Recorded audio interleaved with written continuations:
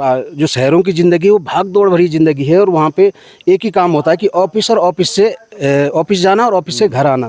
तो इन सब चीज़ों से मेरे परिवार ने और मैंने ये फैसला किया कि हम पहाड़ों की तरफ जाएंगे और पत्रकारिता भी करेंगे पहाड़ में, और साथ साथ अपना जो मेरे हमारे जो पुरखों का जो यहाँ पे खेती है, जो मेरा यहाँ छानी थी, पुरानी छानी जिसको मड हाउस कहते हैं, उसको हमने यहाँ पे थोड़ा थोड़ा डेवलप करना शुरू किया, अपने बगीचे को शुरू किया, और कुछ लोगों की मदद से, जो गांव के लोगों की मदद से, अपने परिवार की मदद से मैंने यहाँ पे एक होम स्टे बनाया। और हमारे साथ उत्तराखंड के आज एक ऐसे पत्रकार हैं जिन्होंने राजधानी देहरादून की पत्रकारिता छोड़ अपने गृह क्षेत्र में पत्रकारिता के साथ साथ अपना खुद का स्वरोजगार शुरू किया और बच्चों समेत रिवर्स फ्लाइंग किया है। अभी हमारे साथ मुकेश चौहान मौजूद हैं।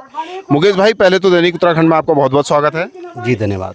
मैं आपसे ये जानना चाह रहा हूँ, लंबे समय तक आपने राजधानी देहरादून में पत्रकारिता की, उसके बाद आपने बच्चों समेत रिवर्स पलायन किया, आज खुद का स्वरोजगार कर रहे हैं यहाँ पर, क्या वजह थी इसके पीछे?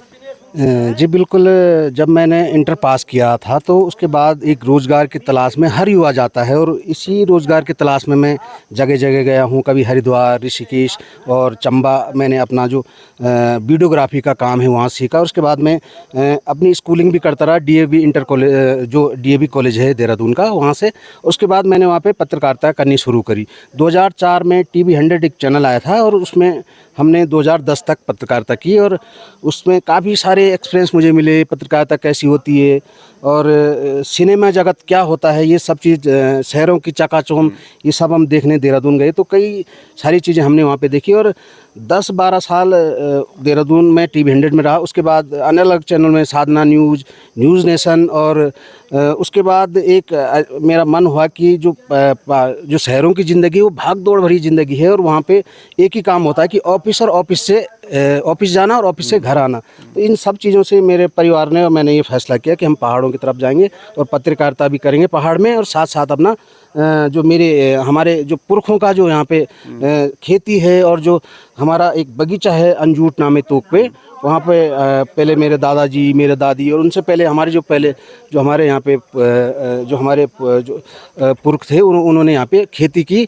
और यहाँ पे 6 महीने वो गांव में रहते थे, 6 महीने यहाँ। तो देहरादून से जब मैंने प्लान किया उत्तरकाशी आने का, तो मैंने वहाँ पे जी न्यूज़ से पत्रकारिता उत्तरकाशी में आया। उसके बाद में मुझे न्यूज़ 18 में बुलाया गया, और न्यूज़ 18 में भी मैंने वहाँ पे पत्रकारिता की। तो उसके साथ साथ मैंने अपना यहाँ पे जो है जो मेरा यहाँ छानी थी, पुरानी छानी जिसको मड हाउस कहते हैं, उसको हमने यहाँ पे थोड़ा थोड़ा डेवलप करना शुरू किया, अपने बगीचे को शुरू किया, और कुछ लोगों की मदद से, जो गांव के लोगों की मदद से, अपने परिवार की मदद से मैंने यहाँ पे एक होम स्टे बनाया। और होम स्टे उसको इसी तरीके से किया जैसे पशुओं का या हमारा घर का जो रसोई वाला मकान होता है, उसको डेवलप करके उसको धीरे धीरे तो लोगों को दिखाया।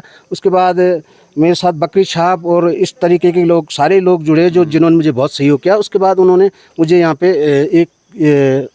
यहाँ पे उन्होंने मुझे एक आइडिया दिया कि होम स्टे चल सकता है, और बाहरी जो विदेशी लोग ट्रैकिंग के शौकीन होते हैं वो आ सकते हैं।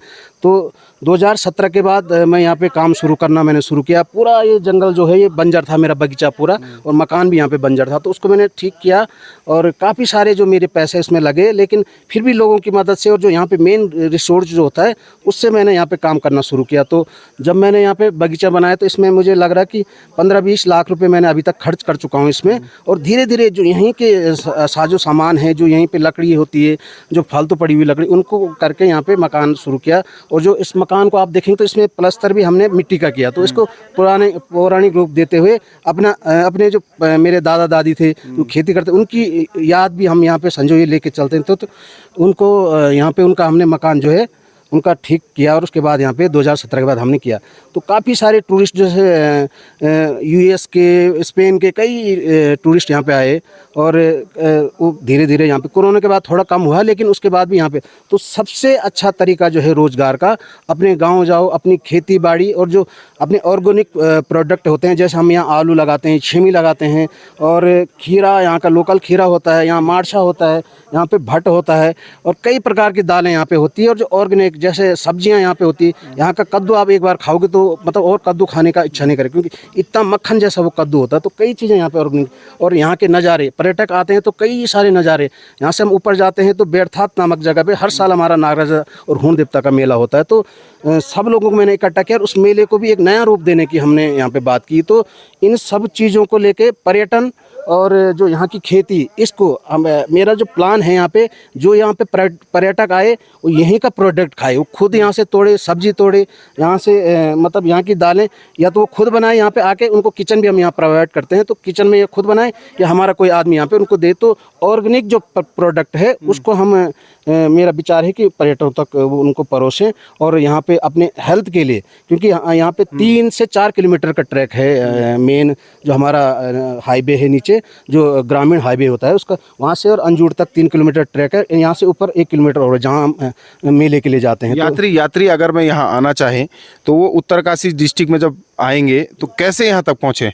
जी बिल्कुल, जिस तरीके से देहरादून से या ऋषिकेश से आते हैं तो मेन हमारा चिन्याली छोड़ पड़ता है, चिन्याली छोड़ से धरासू से देवीधार एक जगह पड़ती है, डुंडा ब्लॉक में आता है, और धरासू से देवीधार से हम कट के धनारी पट्टी को जाते हैं। धनारी पट्टी एक बहुत फेमस पट्टी है, क्योंकि यहाँ पे जब टिहरी राजशाही थी तो धनारी पट्टी में जो हमारे परमास वंश हो गए, बहुत सारे लोग यहाँ पे, उनके वंशज यहाँ पे रहते हैं, तो ये बहुत फेमस पट्टी धनारी पट्टी में थाती गांव सबसे फेमस है। थाती इसलिए फेमस है कि थाती के नाम से ही धनारी पट्टी का पूरा नाम पड़ा हुआ है। तो थाती गांव आते हैं, देवधार से 10 किलोमीटर थाती, और थाती से काली गांव 3 किलोमीटर, और वहाँ से 3 किलोमीटर का पैदल ट्रैक है जो सड़क मार्ग से, और हम इधर आते हैं। तो कई सारी चीज़ें हैं, और जब यहाँ पे पर्यटक आते तो बहुत ही आनंदित होते हैं यहाँ पे। अच्छा, जिस तरीके से मैंने देखा कि जो पहाड़ों के युवा हैं वो छोटी छोटी नौकरी के लिए बाहर जाते हैं, बड़े शहरों की ओर जाते हैं, और आपने रिवर्स फ्लाइंग किया और छानी कॉन्सेप्ट को अपनाया, यानी कि जो छानी है जहाँ लोग 3 किलोमीटर पैदल जाना है, उसके बाद आपने होम स्टे में कन्वर्ट किया। इसके पीछे आप क्या सोचते हैं कि जो उत्तराखंड का युवा है उनको क्या मैसेज आप देना चाहते हैं? क्या आपका ये पूरा कॉन्सेप्ट है आने वाले टाइम में? जी बिल्कुल, मैं बहुत सारे युवा मेरे साथी भी हैं, और अब जो नई पीढ़ी भी है उनको भी मैं कई बार समझाता हूँ कि हम जिस तरीके से 4,000 5,000 की नौकरी करते हैं या 10,000 की नौकरी देहरादून, ऋषिकेश, दिल्ली जा रहे हैं, कहीं कुछ कर रहे हैं, कई सारे यहाँ पे अथाह संपदा है।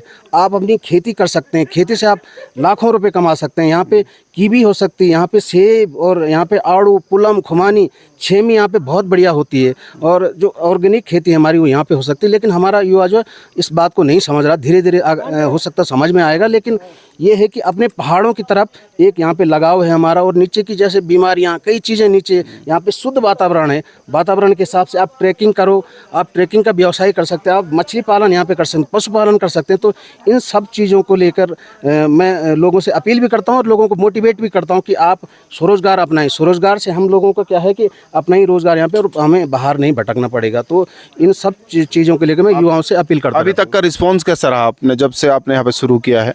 किस तरीके का रिस्पांस मिल रहा है लोग पर्यटकों से आपको यहाँ पे? 2017 के बाद यहाँ पे काफ़ी सारे पर्यटक आए और हर साल आते रहते थे। हालांकि जब कोरोना महामारी उसके बाद थोड़ा कम हुआ था, लेकिन अब फिर यहाँ पे आ रहे हैं। और हर साल जब हम मेला करते हैं तो मेला को देखने के लिए यहाँ पे हज़ारों लोग आते हैं, और साल में कम से कम यहाँ पे 10 से 20 जो पार्टियाँ फॉरनर की आती है, तो वो सब चीज़ देख के जाते हैं, और धीरे धीरे वो बढ़ रहा है कॉन्सेप्ट यहाँ पे। उनके लिए हम थोड़ा यहाँ पे जो वो व्यवस्थाएँ तो नहीं मांगते, लेकिन उनके यहाँ पे जितनी व्यवस्थाएँ हैं यहाँ पे वो हम अभी डेवलप कर रहे हैं। तो इन सब चीज़ों कॉन्सेप्ट को लेके, स्वरोजगार को लेके, अपने क्षेत्र की पर्यटन को लेके, क्योंकि धनारी क्षेत्र में पर्यटन के मुख्य एक मार्ग है, और एक हमारा इस क्षेत्र के धनारी क्षेत्र में जो हमारा बेड़थात है, जो नागराज देवता का मेला होता है, वो यहाँ पे बहुत ही ऐतिहासिक होता है। उन सब चीज़ों को, पर्यटन और स्वरोजगार को जोड़ के हम एक यहाँ पे अपना ट्रैक रोड भी यहाँ पे डेवलप कर रहे हैं, जो थाती से कालीगांव से अंजूर तक जो ट्रैक रोड, उसको हम पर्यटन की दृष्टि से जोड़ने का यहाँ पे युवाओं से भी अपने आप में 2017 से लगा हूँ, और इसको हम डेवलप करने का हमने संकल्प लिया, और इसको हम पूरा करके रहेंगे। Thank you. दैनिक उत्तराखंड से बात करने के लिए बहुत बहुत धन्यवाद आपका। Thank you. तो ये था हमारे साथ मुकेश चौहान है, जो कि राजधानी देहरादून में पत्रकारिता करते थे, लेकिन उनको अचानक लगा कि जिस तरीके से जो शहरों की लाइफ है वो बेहद भाग दौड़ वाली है, उनको लगा कि क्यों ना मैं अपने गांव जाकर खुद का स्वरोजगार करूं और पत्रकारिता भी वहीं करूं। उन्होंने भी वही किया, रिवर्स फ्लाइंग किया, अपने बच्चों के साथ वो गाँव में आए। और ठीक मेरे पीछे आप जो ये होम स्टे देख रहे होंगे, बेसिकली ये छानी था। छानी कॉन्सेप्ट क्या होता है कि जो ग्रामीण होते हैं वो 6 महीने जब गर्मियों का सीज़न होता है तो पहाड़ों की ओर अपने गाय भैंस को लेकर जाते हैं।